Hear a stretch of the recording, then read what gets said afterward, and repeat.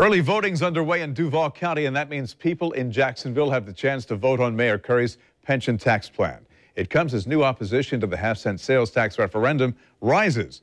The plan's an effort to pay down the city's $2.85 billion pension debt.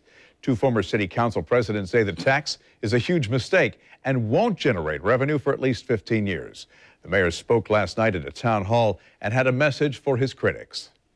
Council members that you're mentioning are part of the problem. Both of those guys were city council presidents, and they did nothing on this issue. They did nothing.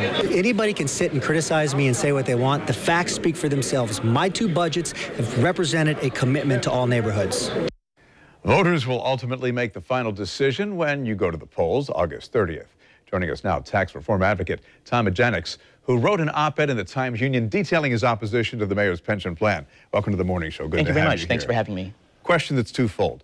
What do you see as the critical flaw in the mayor's plan, and what do you propose that's more workable? Sure. So there's a classic quote in politics: don't tax you, don't tax me, tax that fellow behind the tree. And the mayor's tax plan, that fellow behind the trees are city's kids.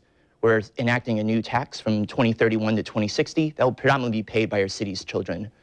In refinancing our pension debt and extending our payments out to that 2031 to 2060 timeframe, it'll come at an extra cost to taxpayers of $1.5 billion over time. So how do we approach it? Well, the mayor is on the record saying that our pension benefits, which got us in this trouble in the first place, are dysfunctional, that they don't represent the market, and they're financially unsustainable. But the mayor's plan has not identified a specific penny of benefit reforms that would help us dig us out of this mess.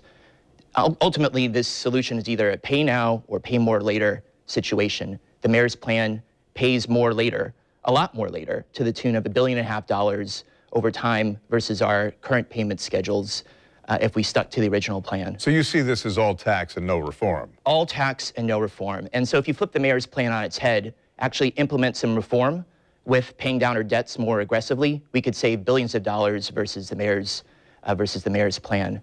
Now, obviously, the mayor sees this as very workable. Here's what he had to say. Government officials often say, give me this revenue so I can solve this problem. And then they find out years later the problem wasn't solved. We wrote this legislation in a way that says this tax dollar, this half penny, can only be used to solve this problem. I can't change that, another mayor can't change that, and council can't change that. By the way, I do want to point out that we asked Mayor Curry to join us here on the morning show, and they declined. Do you see any benefit to this plan, or do you simply see it as kicking the can down the road? It's absolutely kicking the can down the road. The mayor's office is very urgently pushing this tax that it has to be passed now, but the first pennies are going to be collected until 15 years from now. So it's this weird dichotomy here. So we need to do this absolutely now, but we're not actually going to address pensions today. We're not going to touch benefits or adjust benefits anytime soon, and we're not going to actually collect a penny of taxes in the year 2031. And again, who's ultimately paying that tax? It's fitting in back to school week that we're talking about this tax. A child that's entering their first day of kindergarten today, according to the mayor's office projections, will pay this tax well into their 30s, even into their 40s. So you're saying essentially that it shortchanges our kids? Absolutely. I believe that our generation should take care of our problems and not kick the can to our city's children. We could actually pay our debt down more aggressively and solve this problem sooner if our generation takes charge of this problem as opposed to pushing it back to the 2030s, 40s, and 2050s. Let me go back to a question I asked you earlier, and I didn't really get a definitive answer. If you were in a position to go to the voters and say, I think this is workable, I think that we can pay down the debt, what exactly would you do? It's a combination of reforms first. So at the core of this problem is that as the mayor has indicated on the record, our pension benefits as structured today do not represent the market and are financially unsustainable. We need to address those first.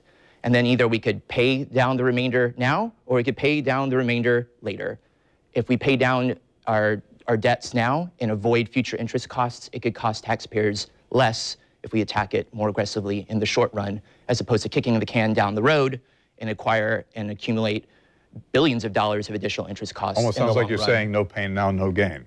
Pretty much, yes. Tom, thank you for being here. Thank you for having me this morning.